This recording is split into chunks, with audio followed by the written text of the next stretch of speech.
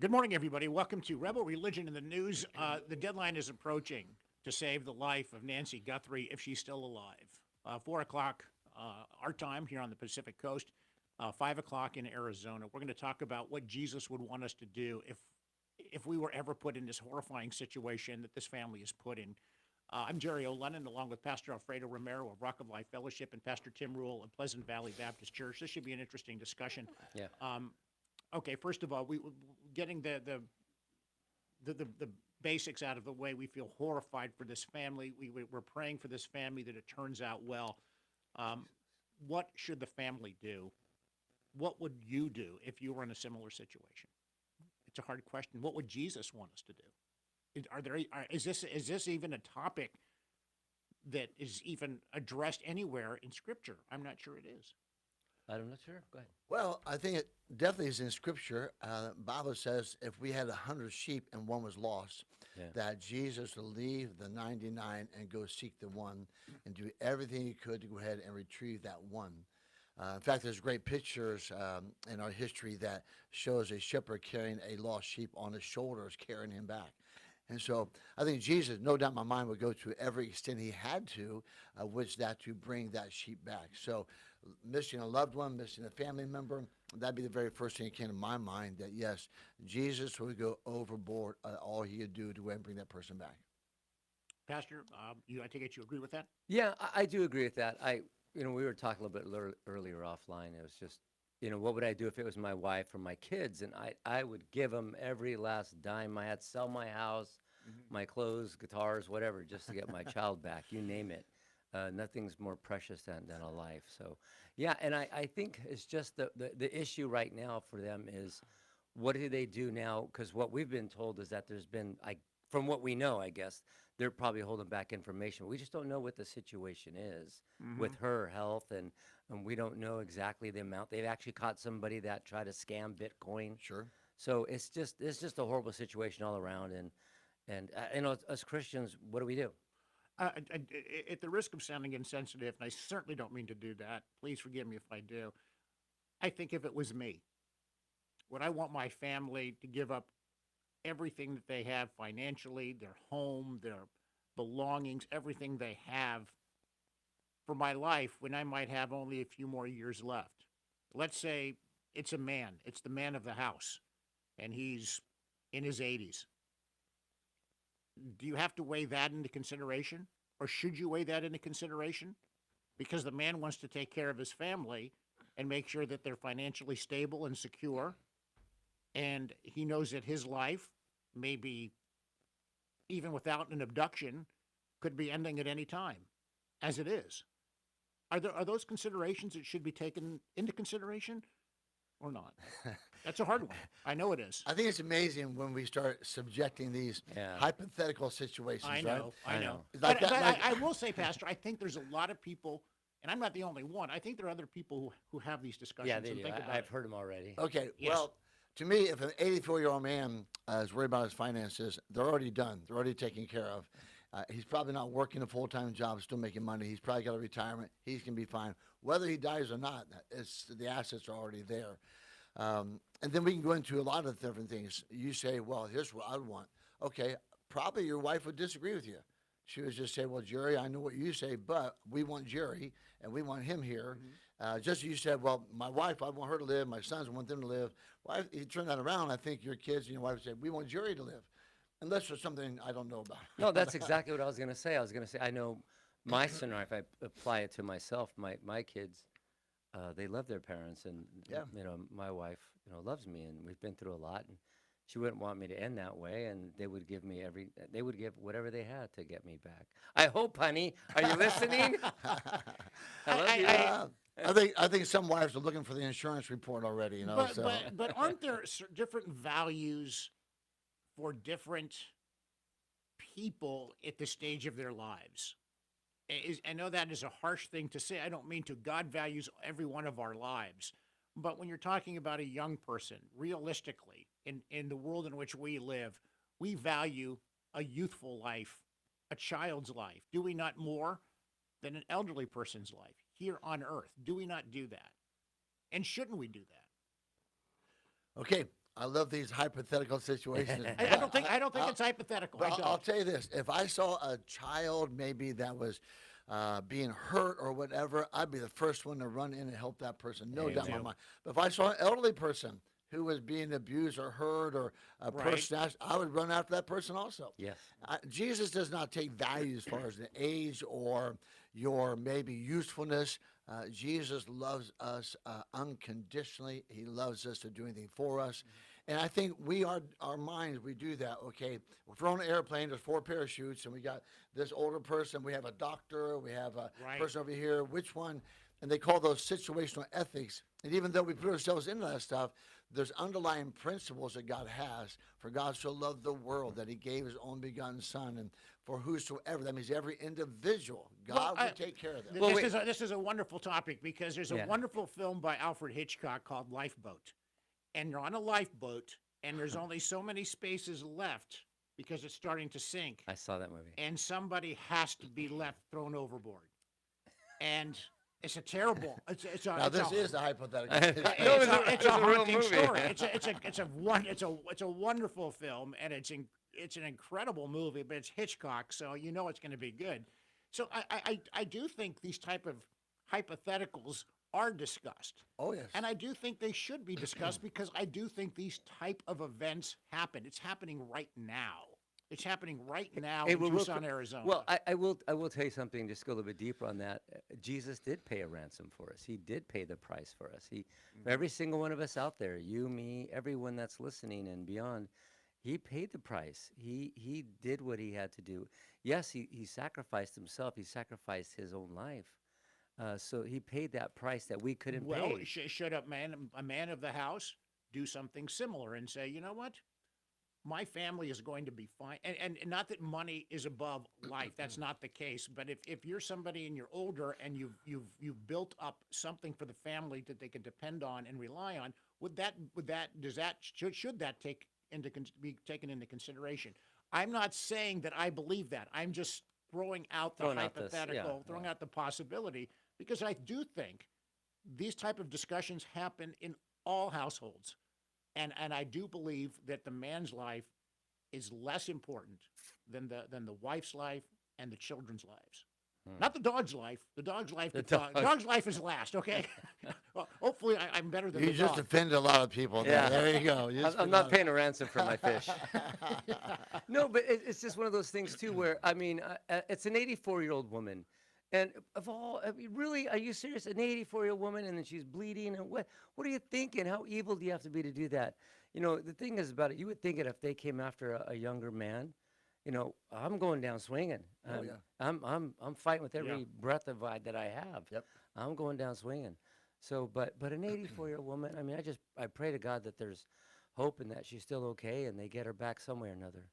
I'll say it again. For every situational ethic, there is an underlying principle of which you have to have. Like in America, our motto has always been, we do not negotiate with terrorists. Yeah. It's just been our motto. That's just it. That's an underlying principle to where it's already answered. What are we going to do? Well, I have a hostage. Give us this.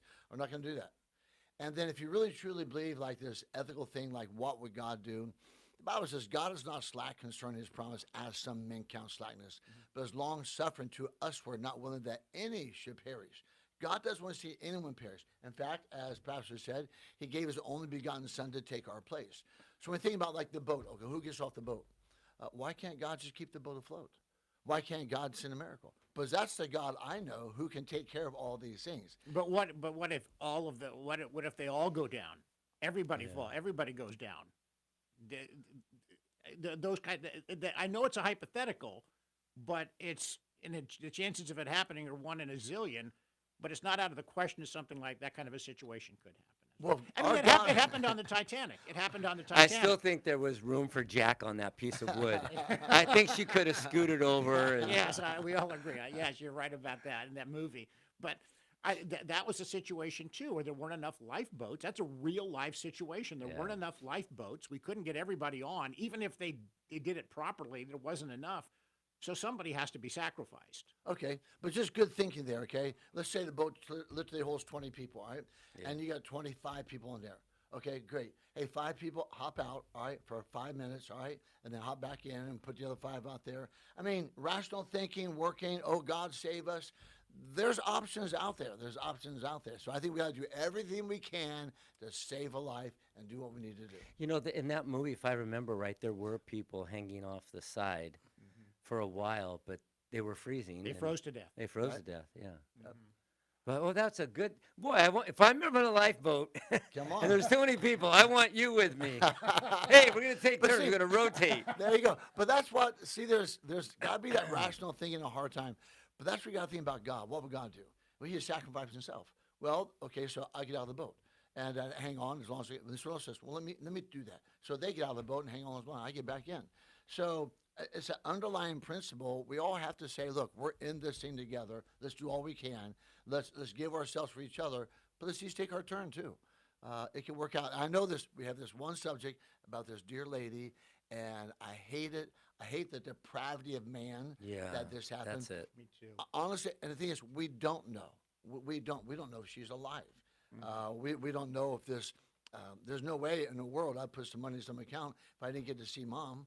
I want to see her, and now with AI, you got to be very careful. Is it really her or not really her? And there's a voice match, so there's got to be a lot of things that happen by 4 o'clock today. So I'll tell you what's happening as well is a lot of people are doing more safety checks in their house. They're doing, Sure. you know, they're being much more careful. They're closing the blinds. I see people in my neighborhood. We talk about it, and it says, you know, we need to be more safe. We're keeping an eye on things.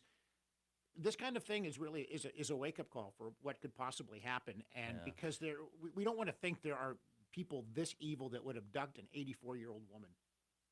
And abduct anybody. I mean, whether you're, no matter how old you are, to abduct somebody for money, this is the ultimate.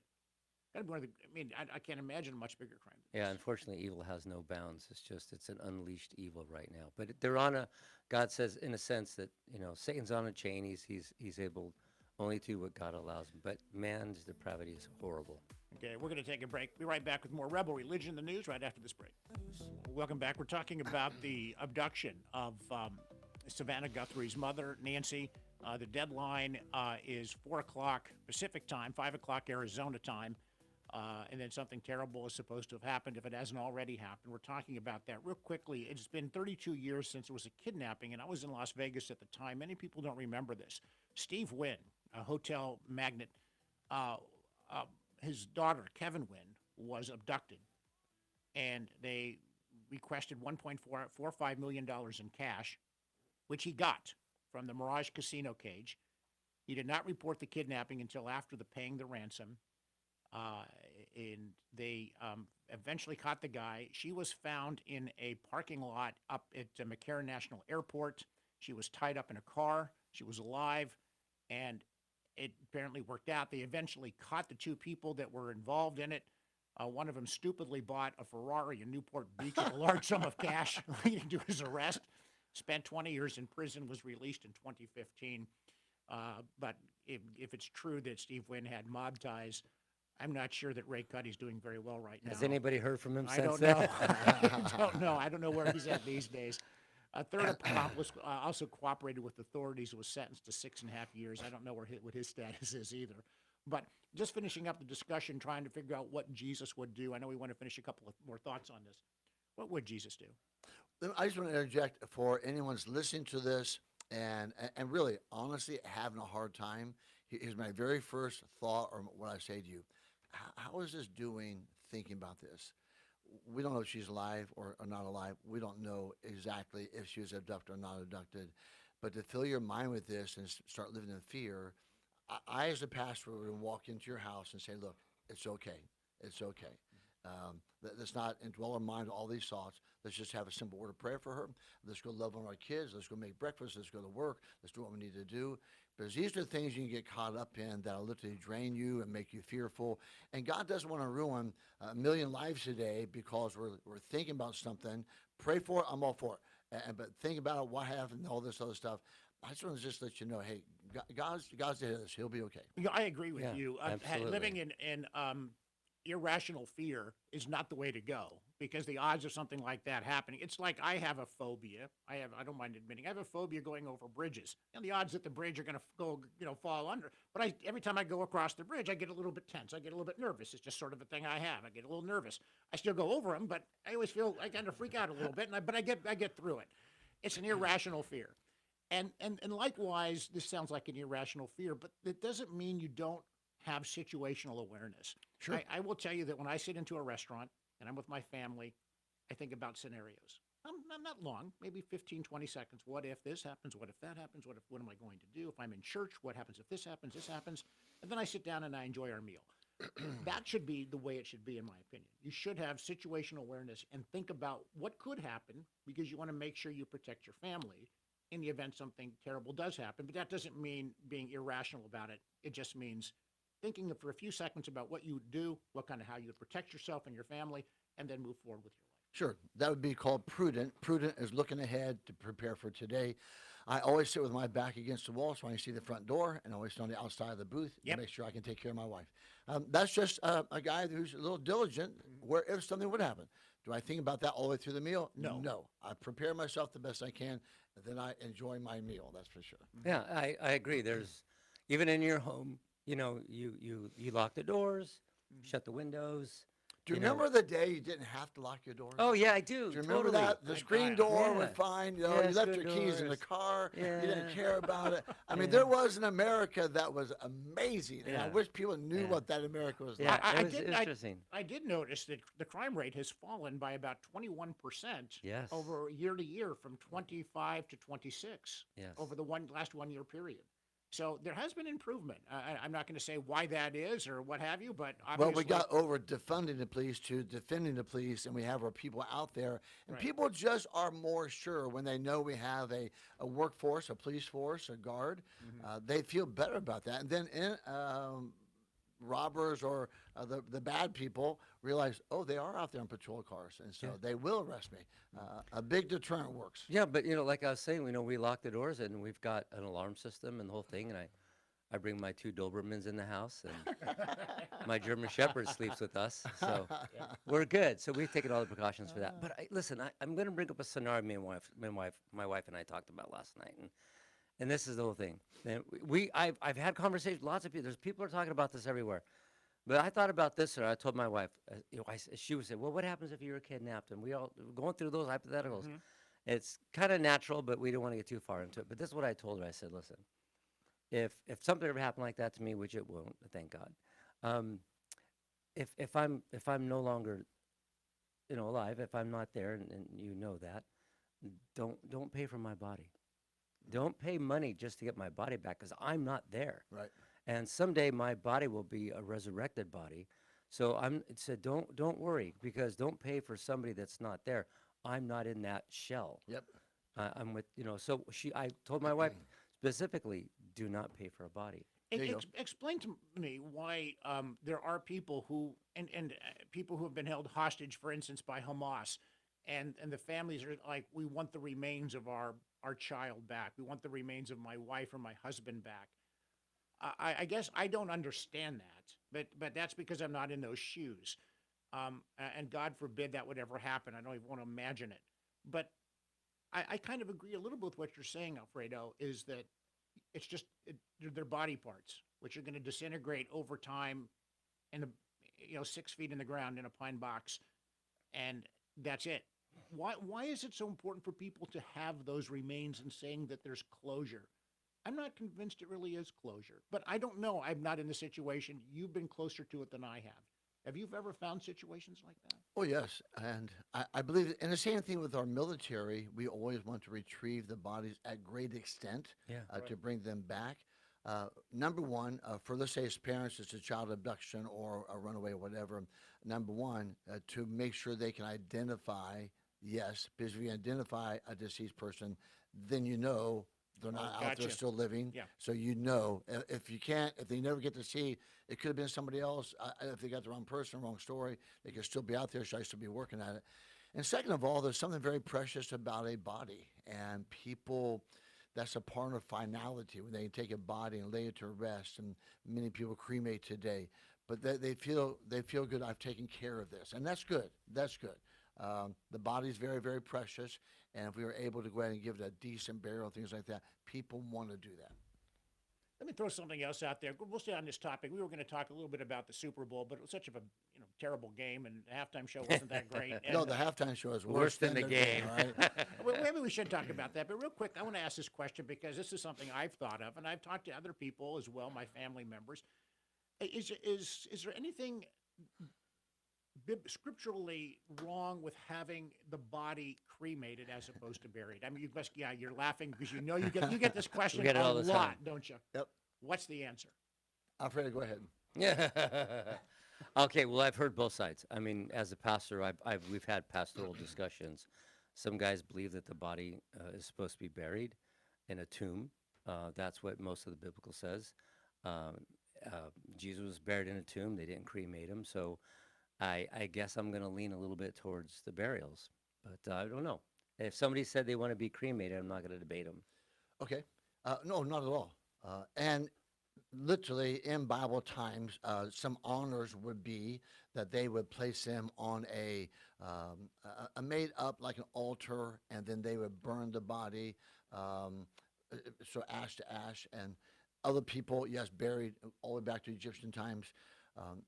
There's what's this? Once the life is done and our spirit leaves us, all right, it's just a body. It's just a shell. All right, it's just a shell, and you're not going to be able to preserve it. It's going to deteriorate. So I thought about this. I've been pastoring this town for 38 years. Some people say, "Oh, Pastor Drew, he was instrumental in my life at one point." And wonder, I'm out here. I wonder if I can find his gravesite. All right, it may be behooved to do maybe something so they can see that. But the more I live, I can say this, and I'll bring up two things. People are not going to go to cemeteries and pay those respects. That's the old school. That's the old thing. That's true. My mother's been dead for, she having 62 years, back in Ohio. But even when I lived there, I know it was a messed up home, things like that. But we didn't go there. We just didn't. And today, watch this. When I first came to Chico, watch this, in 1988, we buried everybody. We buried everybody. And now since cremation's come up, it's a cheaper that's a form, good things point. like that. And now it really has shifted to where the vast majority of all the funerals I do now are all cremation in just these 38 years. That does make more sense. You ever go to a cemetery? A cemetery, there are literally thousands of stories there. And the story that always strikes me is what you just said. Very few people have flowers on their gravesides. And if you look at the dates of the graveside, those people have passed away in the last year. Yep. But then Yeah. anybody who's passed away, maybe even as early as 2022, nothing, weeds, nothing. It's so true. And you're making me lean toward the idea that perhaps cremation is the way to go, because maybe Yeah. it's even easier on the family to say, okay, I don't have an obligation to go every year on the date of Dad's death to go there and put down some flowers. It becomes more of an obligation, and maybe it holds the family back from moving forward. Yeah, I agree. I agree with that. And like I said, I lean towards burial. You actually made me think about something. I leaned towards burial because my grandparents were buried. My uncle was buried. My wife's parents were buried. But my dad, who died a few years ago, he was cremated. He wanted to be cremated.